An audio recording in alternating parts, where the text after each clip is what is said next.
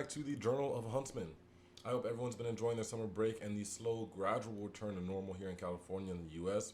Hopefully, everyone's been taking this time to continue working on things that they're passionate about, making some money, and then growing more as individuals. It's summer. It's time to make some memories and some more moves for ourselves. Now, once again, I'd like to thank you all for checking out my channel and giving it a listen. It really does mean a lot to me. And without further ado, let's get into it. This topic is something that I've wanted to discuss for a while because it's something that I think about a lot, and then I also talk about it often. What does it mean to be a man? And getting into it, the definition of a man is very convoluted and it's a shifting thing. In the past, it was always thought of and connected to things like honor, towards like justice and strength or integrity and courage. To be a man was to uphold the values that you hold dear and protect the ones very close to your heart as well. As a man, you were a symbol for something fundamental and trustworthy, something strong and yet kind. This is what I dreamt of a man being. This is what I dreamt of men representing. And then, as I grew older, the reality was, as I found, fairly disappointing. I had to break away from the impassioned illusion of what men were and honestly accept reality. Men are human. We aren't invulnerable figures that can never break, nor are we paragons of society that have to stand at every given moment. We are human. And the complicated thing about being human is that it entails a lot. How do we balance our identity as individuals with our identity in a society? In the world, for that matter. It's never an easy thing. And it will never be an easy thing. And this problem isn't one that just concerns men. It's a problem that concerns all of us as people. As people, as humans, how do we define ourselves? This is a question that I've pondered about for a very long time myself, wondering over it for hours and days over the past few years, and then the answer that I have now is one that's been changed continually. It's taken on many forms, and it's never been the same for very long.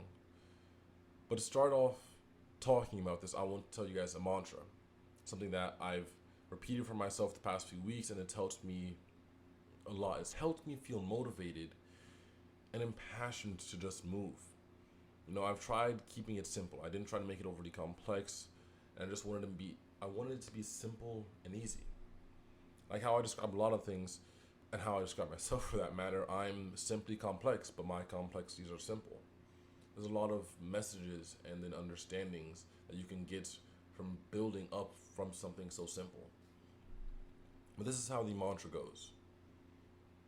The only things in this world that truly matter are your body, heart, and mind. Nothing else matters. Forget about everything else. Don't care about anything else. Only what you do, what you feel, and what you think. And live. The three interconnect with one another. The body and heart create the spirit. The heart and mind form the soul, and the mind and body build the ego. To live, you must train the body, temper the heart, and polish the mind.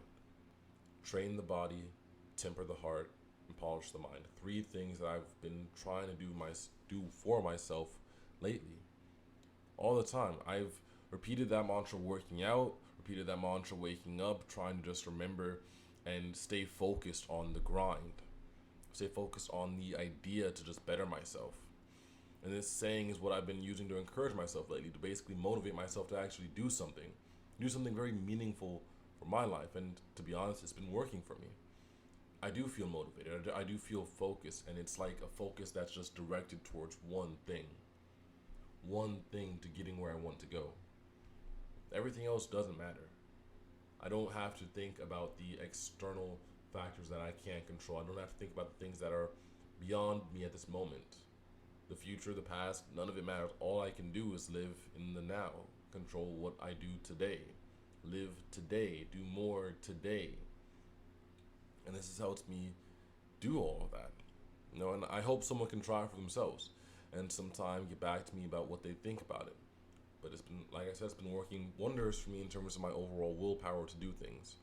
But answering the actual question as to what it means to be a man, the one that I first asked, I think I have to first answer what it means to be human. To be human is to struggle. It's to fight. It's to battle. To be thrust into a life that we don't always have control over but desperately wish for control on. To be human is to live and seek purpose, and to be a man is to live purposely with the responsibilities that we're left with. Men, For the past few centuries have been left with responsibilities to be many things. We were providers, protectors, warriors, breadwinners, fathers, leaders, and rulers, and many times these roles were designed for men by men. But today, the roles that we were designed with just men in mind aren't just for men anymore. More women are being seen in the exact same positions now, and I believe that this shift is leaving many men without purpose in their lives. I think that most men are drawn to something, to be something in their lives, and when we have roles and responsibilities, it's easy to know what that thing is. It's easy to find and distinguish our purpose in life, but with roles shifting so much in these recent centuries, we're being left purposeless. And now we have to find something new to live for, new to search for. We have to find a new purpose. Now, the hard thing that I've noticed today about being a man is that it feels like we're walking a road blind.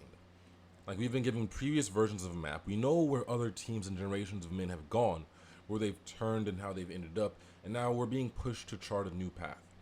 But it's like we're charting a road that many have left untraveled. It's hard trying to balance both of the worlds as well. Balancing the elements of the men of yesterday, the man of today, and then the men of tomorrow, who we want to be. The elements that previous generations of men have left us with are now being looked at through many different lenses, and personally, I think that it's a good thing, but it's also very disorienting to go through. For me, I've learned how to be a man primarily from observation. Because my dad wasn't really around to show or teach me what being a man meant as a kid, I learned from watching people like my mother and my uncles the most. I observed and watched all of the men in my life. I could see the things that they did and could work through some of the intentions behind them. It was just something that I did often as a kid. I was a watcher and a thinker, so it became pretty apparent early on that men weren't the best. We failed.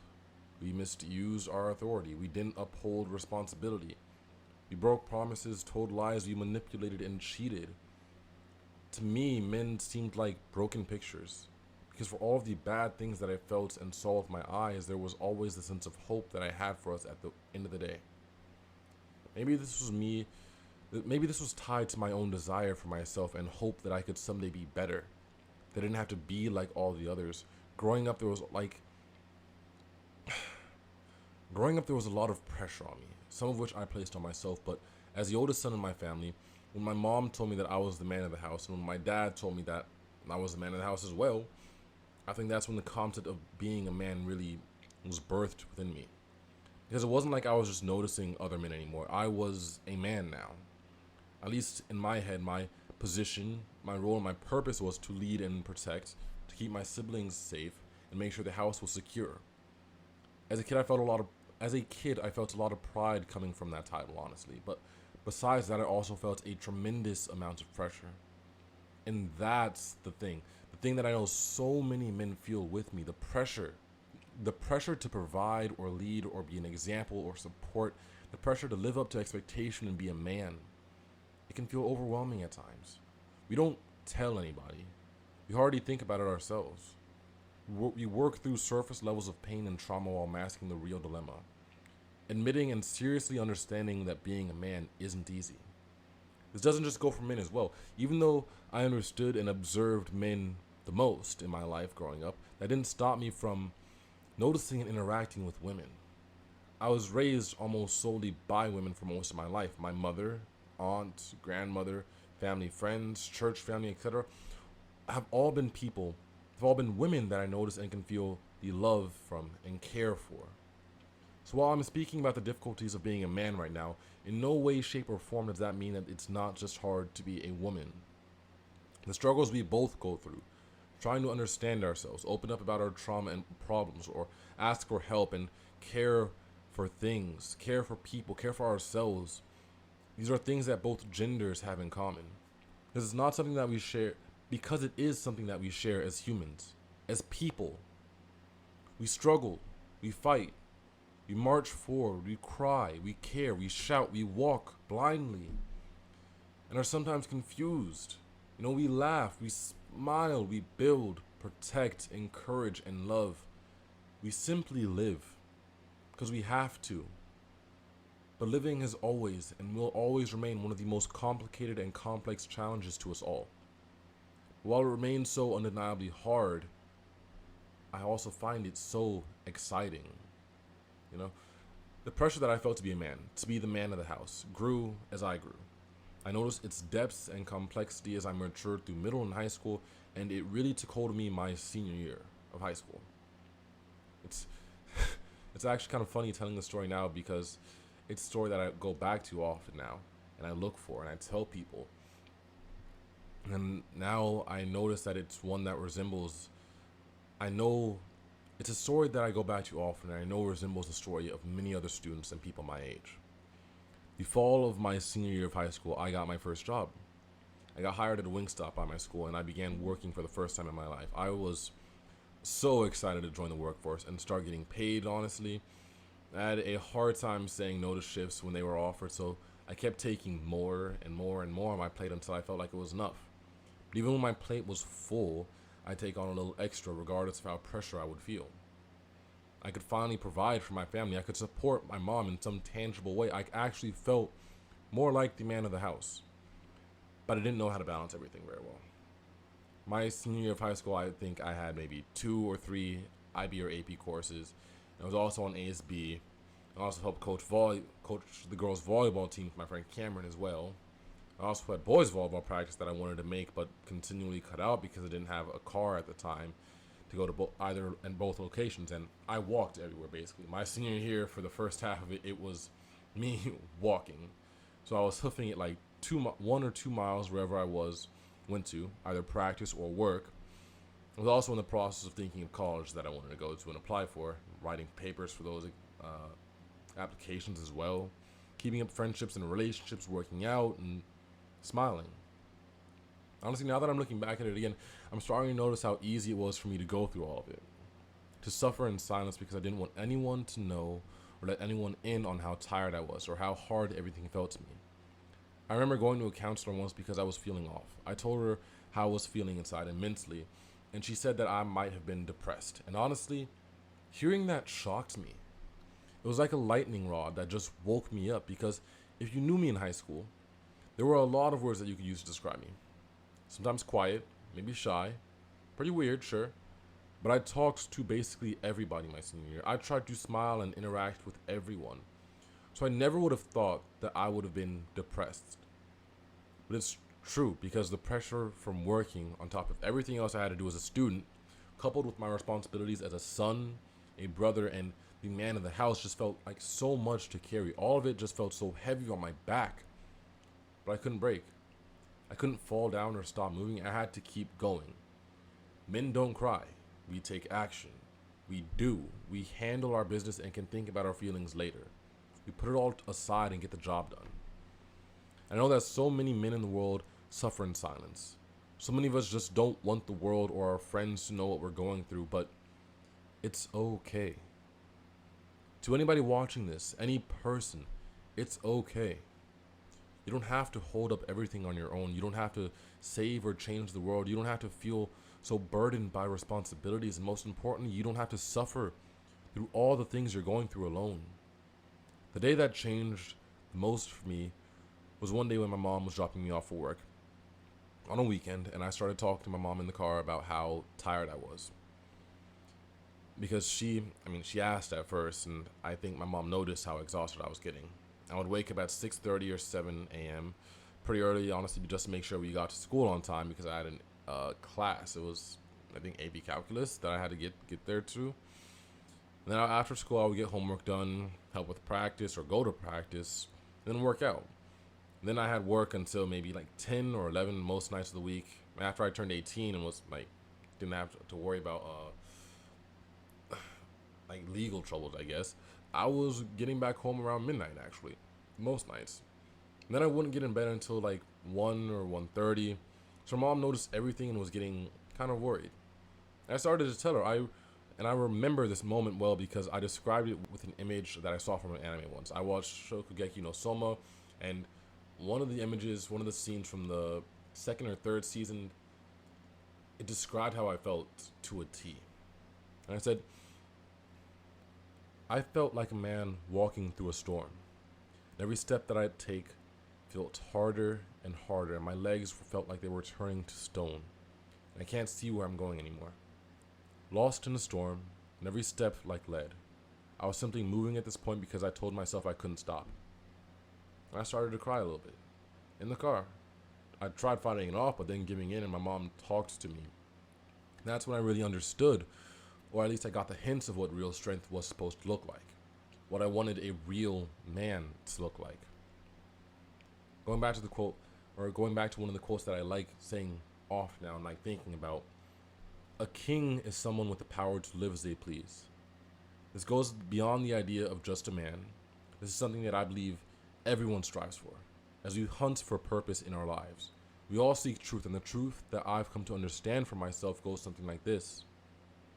All matters, because in reality, none of it matters. As human beings, we typically live 70 to 80 years, to be about 70 to 80 years old. And maybe some of us get close to 90 or 100 years old if we keep ourselves healthy and get lucky. Compared to how long the earth has been around for, our lifespan is just a speck in the endless sea that is time. If our lives amount to only a speck in the endless sea, then why do we care so much about such trivial matters? Why has society become governed by a patriarchy? Why are nations so divided? Why don't we act more moderately? Why aren't we more courageous? Why have we drawn a box of expectation for people to live in and shoved it onto every single person in the world? The roles of a man and the roles of a woman. It feels so suffocating. And while I don't like any of it, this doesn't change the fact that it's the world that we live in today, and it shaped me into the person that I am. And I love who I'm becoming. But even then, it doesn't change or remove some of the feelings that I've had about myself being a man. To become the man that I want to be, I have to acknowledge the men around me and before me as well. And that's been a very hard thing to do. Internalized and self-hatred is a very dangerous thing that many men find themselves struggling with at the moment. I believe so. I mean, maybe I'm just pushing my own problems onto other people, but it's what I've gone through. But what I've learned to say is, how can you work to improve something that you don't love? How can we make ourselves better if we don't learn to love who we are? The men that I want to see in the future understand the multiplicity of strength and are courageous enough to take a chance and open up. They're going to be strong, but also kind, compassionate, caring, and honorable as well. One thing that really helped me kind of understand my role as a man and understand who I wanted to be is a rule that I made for myself. I make a lot of these actually. I make kind of a lot of mantras, kind of quotes and other things that I just say to myself to kind of like motivate me. But the three rules. The three rules are something that I created my freshman year of college, and it helped me just make things simpler. They were my rules for living basically, and I try to keep it simple, and it goes like this. 1, you have to know yourself. 2, own yourself and honestly accept your feelings. Those are the 3. So know yourself, own yourself, and honestly accept how you feel.